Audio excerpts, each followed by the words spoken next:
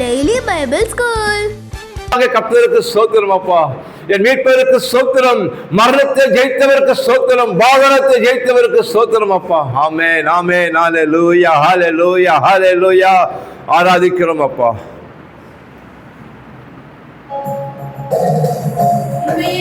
ராஜாவை நான் பார்த்தால் போதும், மகிமையில் அவரோடு நான் வாழ்ந்தால் போதும். இன்ப இயேசு ராஜாவை நான் பார்த்தால் போதும், மகிமையில் அவரோடு நான் வாழ்ந்தால் போதும். நித்திய மோட்சை விட்டு சேர்ந்தால் போதும், நித்தியமா மோட்சை விட்டு சேர்ந்தால் போதும். அல்லேலூயா கூட்டத்தில் நான் மகிழ்ந்தால் போதும், அல்லேலூயா கூட்டத்தில் நான் பார்த்தால் போதும், மகிமையில் அவரோடு நான் வாழ்ந்தால் போதும்.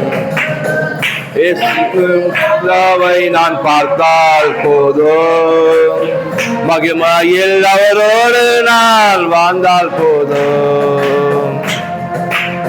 அப்பா மூடு வாழ்வதே இன்னமான வாழ்க்கை ஆண்டவரே, மூணு சிறுவனே பாக்கியம் ஆண்டவரே. இயேசுவின் ரத்தத்தாலே மீட்கப்பட்டு வசனமாவேலியாலே காக்கப்பட்டு. ஆமென்.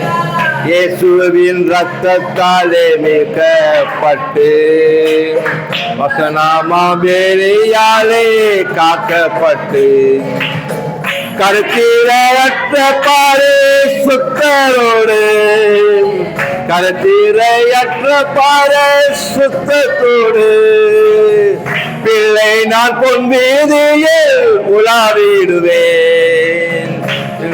சுராஜாவை நான் பார்த்தால் போதும், மகிமையில் அவரோடு நான் வாழ்ந்தால் போதும். ஓ கொடான கோடி தூதர்கள் போற்றிடம் உயர்த்தத்தக்க நாமம், மகிழ்கிற நாமம் அப்பா. இயேசுவே நாமத்தை நாம் சபையாக உயர்த்துகிறோம் ஆண்டவரே. இரட்சகரை புகழ்கிறோம், துதியின் மத்தியில் வாசம் செய்து ஆராதிக்கிறோம்.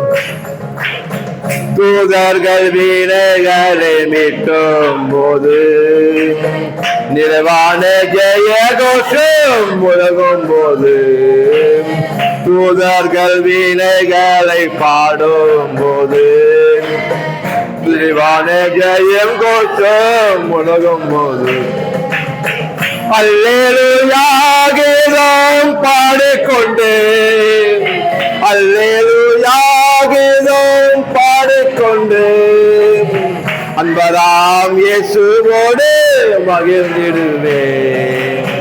இன்ப இயேசு ராஜாவை நான் பார்த்தால் போதும், மகிமையில் அவரோடு நான் வாழ்ந்தால் போதும்.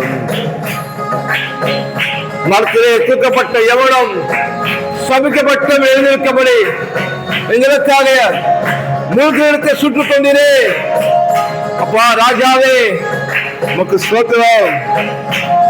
ஆபிரகாம் உடன்படிக்கை நாங்கள் பங்காளர்களானவே. முள்கிரீடம் சூட்டப்பட்ட தலையை பார்த்தேன், பொற்கிரீடம் சூட்டி நானும் புகழ்ந்திடுவேன். முள்கிரீடம் சூட்டப்பட்ட தலையை பார்த்தேன், பொற்கிரீடம் சூட்டி நானும் புகழ்ந்திடுவேன். வாரினால் ஆடிப்பட்ட முதுகை பார்த்து, வாரினால் ஆடிப்பட்ட முதுகை பார்த்து ஒவ்வொரு காயங்களால் சுகமானேன்.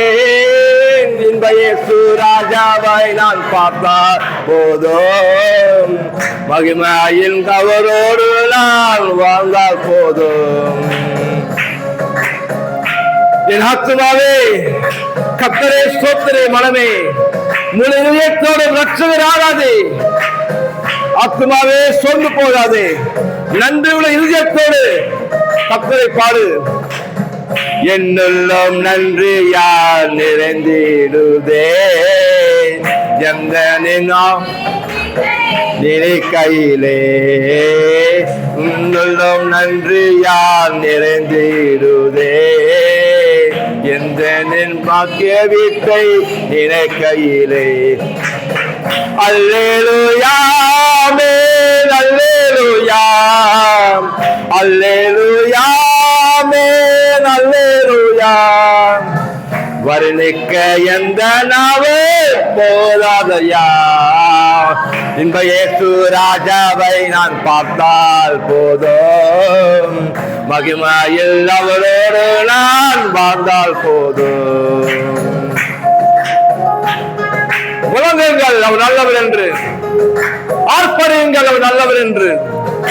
இருகோ பிளக்கும், செங்கல் வழி திறக்கும், யோர்தான் கூடி நிற்கும், உனக்கு கத்தை திறந்து வாசல் வைப்பார். Glory.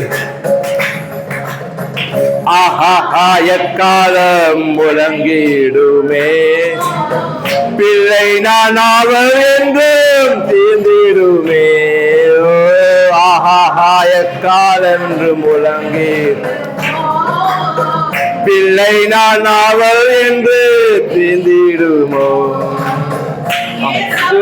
எந்தன் கண்ணே துடைக்கிறாரே, ஏசப்பா எந்தன் கண்ணே துடைக்கிறாரே. ஆமென். இன்ப இயேசு ராஜாவை நான் பார்த்தால் போதும், மகிமையில் அவரோடு நான் வாழ்ந்தால் போதும். இன்ப இயேசு ராஜாவை நான் பார்த்தால் போதும், மகிமையில் அவரோடு நான் வாழ்ந்தால் போதும். சேர்ந்தால் போதும், நித்திய மோட்சத்தில் சேர்ந்தால் போதும், அன்னுடன் கூடையில் வாழ்ந்தால் போதும், இன்ப கூட்டத்தினால் வாழ்ந்தால் போதும்.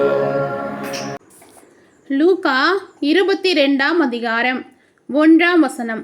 பஸ்கா எனப்பட்ட புளிப்பில்லாத அப்ப பண்டிகை சமீபமாயிற்று. 2ஆம் வசனம். அப்பொழுது பிரதான ஆசாரியரும் வேதபாரகரும் அவரை கொலை செய்யும்படி யோசித்து ஜனங்களுக்கு பயப்பட்டபடியினால் எவ்விதமாய் அப்படி செய்யலாம் என்று வகை தேடினார்கள். 3ஆம் வசனம். அப்பொழுது 12 ஒருவனாகிய ஸ்காரியத் என்னும் மறுபேர் கொண்ட யூதாசுக்குள் சாத்தான் புகுந்தான். 4ஆம் வசனம். அவன் பிரதான ஆசாரியர்களிடத்திலும் சேனை தலைவர்களிடத்திலும் போய் அவரை காட்டி கொடுக்கும் வகையை குறித்து அவர்களோடே ஆலோசனை பண்ணினான். 5ஆம் வசனம். அவர்கள் சந்தோஷப்பட்டு அவனுக்கு பணம் கொடுக்க உடன்பட்டார்கள்.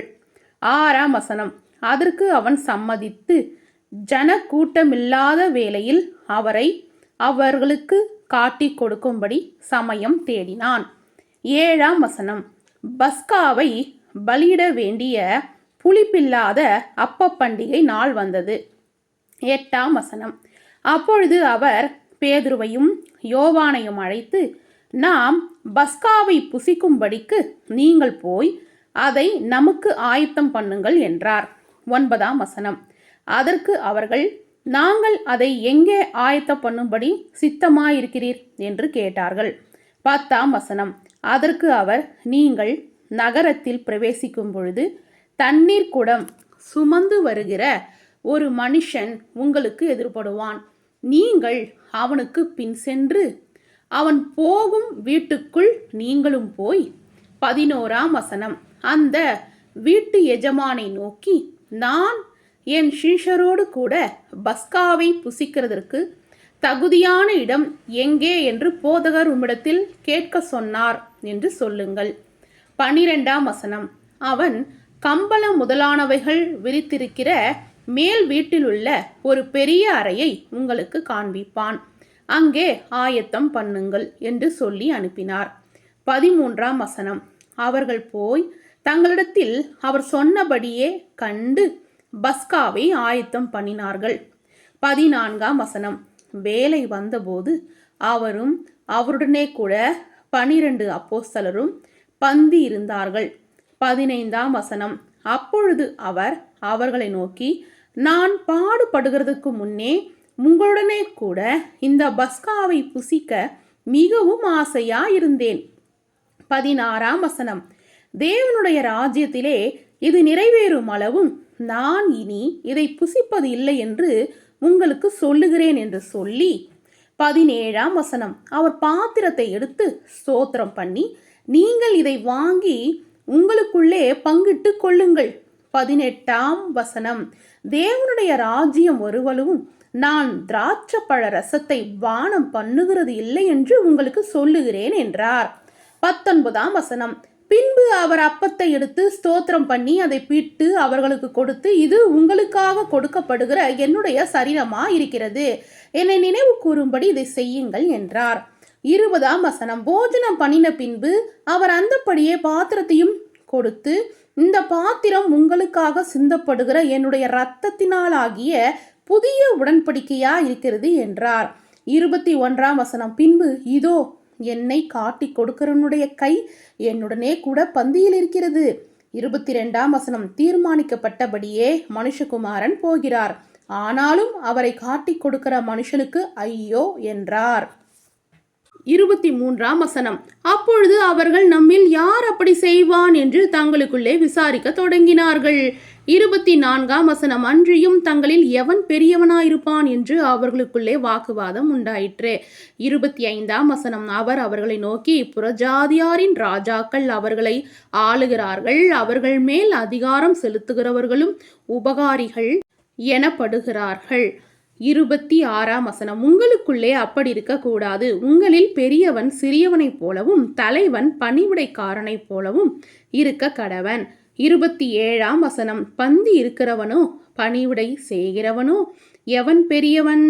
பந்தி இருக்கிறவன் அல்லவா? அப்படி இருந்தும் நான் உங்கள் நடுவிலே பணிவிடைக்காரனைப் போல் இருக்கிறேன். 28ஆம் வசனம். மேலும் எனக்கு நேரிட்ட சோதனைகளில் என்னோடு கூட நிலைத்திருந்தவர்கள் நீங்களே. 29ஆம் வசனம். ஆகையால் என் பிதா எனக்கு ஒரு ராஜ்யத்தை ஏற்படுத்தினது போல நானும் உங்களுக்கு ஏற்படுத்துகிறேன். 30ஆம் வசனம். நீங்கள் என் ராஜ்யத்திலே என் பந்தியில் போஜனபானம் பண்ணி இஸ்ரவேலின் 12 கோத்திரங்களையும் நியாயம் தீர்க்கிறவர்களாய் சிங்காசனங்களின் மேல் உட்காருவீர்கள் என்றார். 31ஆம் வசனம். பின்னும் கர்த்தர், சீமோனே சீமோனே, இதோ கோதுமையை சுளையினால் புடைக்கிறது போல சாத்தான் உங்களை புடைக்கிறதற்கு உத்தரவு கேட்டுக்கொண்டான். 32ஆம் வசனம். நானோ உன் விசுவாசம் ஒழிந்து போகாதபடிக்கு உனக்காக வேண்டிக் கொண்டேன். நீ குணப்பட்ட பின்பு உன் சகோதரரை ஸ்திரப்படுத்து என்றார். 33ஆம் வசனம். அதற்கு அவன், ஆண்டவரே, காவலிலும் சாவலிலும் உம்மை பின்பற்றி வர ஆயத்தமா இருக்கிறேன் என்றான். 34ஆம் வசனம். அவர் அவனை நோக்கி, பேதுருவே, இன்றைக்கு சேவல் கூவுறதற்கு முன்னே நீ என்னை அறிந்திருக்கிறதை 3 தரம் மறுதலிப்பாய் என்று உனக்கு சொல்லுகிறேன் என்றார். 35ஆம் வசனம். பின்னும் அவர் அவர்களை நோக்கி, நான் உங்களை பணப்பையையும் சாமான் பையையும் பாதரட்சைகளும் இல்லாமல் அனுப்பின போது ஏதாகிலும் உங்களுக்கு குறைவா இருந்ததா என்றார். அவர்கள், ஒன்றும் குறைவா இருந்தது இல்லை என்றார்கள். 36ஆம் வசனம். அதற்கு அவர், இப்பொழுதோ பணப்பையும் சாமான் பையும் உடையவன் அவைகளை எடுத்துக்கொள்ள கடவன், பட்டையும் இல்லாதவன் தன் வஸ்திரத்தை விற்று ஒன்றை கொள்ள கடவன். 37ஆம் வசனம். அக்கிரமக்காரரில் ஒருவனாக எண்ணப்பட்டார் என்று எழுதியிருக்கிற வாக்கியம் என்னிடத்தில் நிறைவேற வேண்டியதென்று உங்களுக்கு சொல்லுகிறேன். என்னை பற்றிய காரியங்கள் முடிவு பெறும் காலம் வந்திருக்கிறது என்றார். 38ஆம் வசனம். அதற்கு அவர்கள், ஆண்டவரே, இதோ இங்கே 2 பட்டயம் இருக்கிறது என்றார்கள். அவர், போதும் என்றார். 39ஆம் வசனம். பின்பு அவர் புறப்பட்டு வழக்கத்தின்படியே ஒலிவ மலைக்கு போனார். அவருடைய சீஷரும் அவரோடு கூட போனார்கள். 40ஆம் வசனம். அவ்விடத்தில் சேர்ந்தபோது அவர் அவர்களை நோக்கி, நீங்கள் சோதனைக்குட்படாதபடிக்கு ஜெபம் பண்ணுங்கள் என்று சொல்லி 41ஆம் வசனம். அவர்களை விட்டு கல்லெறி தூரம் அப்புறம் போய் முழங்கால் படியிட்டு 42ஆம் வசனம். பிதாவே, உமக்கு சித்தமானால் இந்த பாத்திரம் என்னை விட்டு நீங்கும்படி செய்யும். ஆயினும் என்னுடைய சித்தத்தின்படி அல்ல, உம்முடைய சித்தத்தின்படி ஆக கடவுது என்று ஜெபம் பண்ணினார். 43ஆம் வசனம். அப்பொழுது வானத்திலிருந்து ஒரு தூதன் தோன்றி அவரை பலப்படுத்தினான். 44ஆம் வசனம். அவர் மிகவும் வியாய்க்கலப்பட்டு அதிக ஊக்கத்தோடே ஜெபம் பண்ணினார். அவருடைய வேர்வை இரத்தத்தின் பெருந்துளிகளாய் தரையிலே விழுந்தது. 45ஆம் வசனம். அவர் ஜெபம் பண்ணி முடித்து எழுதிருந்து தம்முடைய சீஷரிடத்தில் வந்து அவர்கள் துக்கத்தினாலே நித்திரை பண்ணுகிறதை கண்டு 46ஆம் வசனம். நீங்கள் நித்திரை பண்ணுகிறது என்ன? சோதனைக்குட்படாதபடிக்கு எழுந்திருந்து ஜெபம் பண்ணுங்கள் என்றார். 47ஆம் வசனம். அவர் அப்படி பேசுகையில் ஜனங்கள் கூட்டமாய் வந்தார்கள். அவர்களுக்கு முன்னே 12 ஒருவனாகிய யூதாஸ் என்பவனும் வந்து இயேசுவை முத்தம் செய்யும்படி அவரிடத்தில் சேர்ந்தான். 48ஆம் வசனம். இயேசு அவனை நோக்கி, யூதாசே, முத்தத்தினாலாயா மனுஷகுமாரனை காட்டிக் கொடுக்கிறாய் என்றார். 49ஆம் வசனம். அவரை சூழ நின்றவர்கள் நடக்கப் போகிறதைக் கண்டு, ஆண்டவரே, பட்டயத்தினாலே வெட்டுவோமா என்றார்கள். 50ஆம் வசனம். அந்தபடியே அவர்களில் ஒருவன் பிரதான ஆசாரியனுடைய வேலைக்காரனை வலது காதார வெட்டினான். 51ஆம் வசனம். அப்பொழுது இயேசு, இம்மட்டில் நிறுத்துங்கள் என்று சொல்லி அவனுடைய காதை தொட்டு அவனை சொஸ்தப்படுத்தினார். 52ஆம் வசனம். பின்பு இயேசு தமக்கு விரோதமாய் வந்த பிரதான ஆசாரியர்களையும் தேவாலயத்து சேனை தலைவர்களையும் முப்பர்களையும் நோக்கி, ஒரு கள்ளனை பிடிக்க புறப்பட்டு வருகிறது போல நீங்கள் பட்டயங்களையும் தடிகளையும் எடுத்து புறப்பட்டு வந்தீர்களே. 53ஆம் வசனம். நான் தினந்தோறும் தேவாலயத்தில் உங்களுடனே கூட இருக்கையில் நீங்கள் என்னை பிடிக்க கை நீட்டவில்லை. இதுவோ உங்களுடைய வேலையும் அந்தகாரத்தின் அதிகாரமாயிருக்கிறது என்றார். 54ஆம் வசனம். அவர்கள் அவரை பிடித்த பின்பு பிரதான ஆசாரியனுடைய வீட்டில் கொண்டு போய் விட்டார்கள். பேதுருவும் தூரத்திலே பின் சென்றான். 55ஆம் வசனம். அவர்கள் முற்றத்தின் நடுவிலே நெருப்பை மூட்டி அதை சுற்றி உட்கார்ந்த போது பேதுருவும் அவர்கள் நடுவிலே உட்கார்ந்தான். 56ஆம் வசனம். அப்பொழுது ஒரு வேலைக்காரி அவனை நெருப்பண்டையிலே உட்கார்ந்திருக்க கண்டு அவனை உற்று பார்த்து, இவனும் அவனோடு இருந்தான் என்றாள். 57ஆம் வசனம். அதற்கு அவன், ஸ்திரீயே, அவனை அறியேன் என்று மறுதலித்தான். 58ஆம் வசனம். சற்று நேரத்துக்கு பின்பு வேறொருவன் அவனை கண்டு, நீயும் அவர்களில் ஒருவன் என்றான். அதற்கு பேதுரு, மனுஷனே, நான் அல்ல என்றான். 59ஆம் வசனம். ஏறக்குறைய 1 மணி நேரத்துக்கு பின்பு வேறொருவன் அவனை பார்த்து, மெய்யாகவே இவனும் அவனோடு இருந்தான், இவன் கலிலேயன் தான் என்று சாதித்தான். 60ஆம் வசனம். அதற்கு பேதுரு, மனுஷனே, நீ சொல்லுகிறதை அறியேன் என்றான். அவன் இப்படி சொன்ன உடனே சேவல் கூவிற்று. 61ஆம் வசனம். அப்பொழுது கர்த்தர் திரும்பி பேதுருவை நோக்கி பார்த்தார். சேவல் கூவுகிறதற்கு முன்னே நீ என்னை 3 தரம் மறுதலிப்பா என்று கர்த்தர் தன்னிடத்தில் சொன்ன வசனத்தை உடனே பேதுரு நினைவு கூர்ந்து 62ஆம் வசனம். வெளியே போய் மனங்கசந்து அழுதான். 63ஆம் வசனம். இயேசுவை பிடித்து கொண்ட மனுஷர் அவரை பரியாசம் பண்ணி அடித்து. 64ஆம் வசனம். அவருடைய கண்களை கட்டி அவருடைய முகத்தில் அறைந்து, உன்னை அடித்தவன் யார்? அதை ஞானதிசையினால் சொல் என்று அவரை கேட்டதும் அன்றி 65ஆம் வசனம். மற்றும் அநேக தூஷண வார்த்தைகளையும் அவருக்கு விரோதமாய் சொன்னார்கள். 66ஆம் வசனம். விடியற் காலமான போது ஜனத்தின் முப்பரும் பிரதான ஆசாரியரும் வேத பாரகரும் கூடி வந்து தங்கள் ஆலோசனை சங்கத்தில் அவரை கொண்டு வந்து நிறுத்தி 67ஆம் வசனம். நீ கிறிஸ்துவா? அதை எங்களுக்கு சொல் என்றார்கள். அதற்கு அவர், நான் உங்களுக்கு சொன்னாலும் நம்ப மாட்டீர்கள். 68ஆம் வசனம். நான் உங்களிடத்தில் வினாவினாலும் எனக்கு மறுதரம் சொல்ல மாட்டீர்கள், என்னை விடுதலை பண்ணவும் மாட்டீர்கள். 69ஆம் வசனம். இது முதல் மனுஷகுமாரன் சர்வ வல்லமையுள்ள தேவனுடைய வலது பரிசத்தில் விச்சிருப்பார் என்றார். 70ஆம் வசனம். அதற்கு அவர்கள் எல்லோரும், அப்படியானால் நீ தேவனுடைய குமாரனா என்று கேட்டார்கள். அதற்கு அவர், நீங்கள் சொல்லுகிறபடியே நான் அவர்தான் என்றார். 71ஆம் வசனம். அப்பொழுது அவர்கள், இனி வேறு சாட்சி நமக்கு வேண்டியதென்ன? நாமே இவனுடைய வாயினாலே கேட்டோமே என்றார்கள். ஆமேன். ஹல்லேலூயா. சில்ட்ரன்ஸ், லூக்கா 22ஆம் அதிகாரம் முழுவதுமாக படித்ததை கேட்டீங்க இல்லையா? லூக்கா 22ஆம் அதிகாரம் 42ஆம் வசனத்தில் ஏசப்பா இப்படியாக பிதாவிடத்தில் ஜெபிக்கிறாரு. பிதாவே, உமக்கு சித்தமானால் இந்த பாத்திரம் என்னை விட்டு நீங்கும்படி செய்யும்.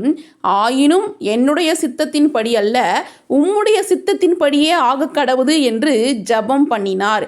ஏன் ஏசப்பா இந்த பாத்திரம் என்னை விட்டு நீங்கும்படி செய்யும், ஆனாலும் ஏன் சித்தப்படி அல்ல உங்கள் சித்தப்படி ஏன் ஜெபம் பண்ணார் அப்படின்னா, அந்த கல்வாரி சிலுவையில் உலகத்தில் இருக்கிற எல்லாருடைய பாவமோ, எல்லாருடைய சாபமோ, எல்லாருடைய தோஷமோ, கர்மமோ எல்லாமே இது வரைக்கும் மனுஷங்க என்னெல்லாம் தப்பு பண்ணோம், நம்ம தப்பு பண்ணியிருக்கிறோம். கரெக்டுங்களா? நான் தப்பு பண்ணும்போதெல்லாம் ஏசப்பா என்ன பண்ணுறாரு? மன்னிக்கிறாரு. கரெக்டுங்களா? நம்ம தவறே பண்ணதில்லைன்னு சொல்ல முடியுமா?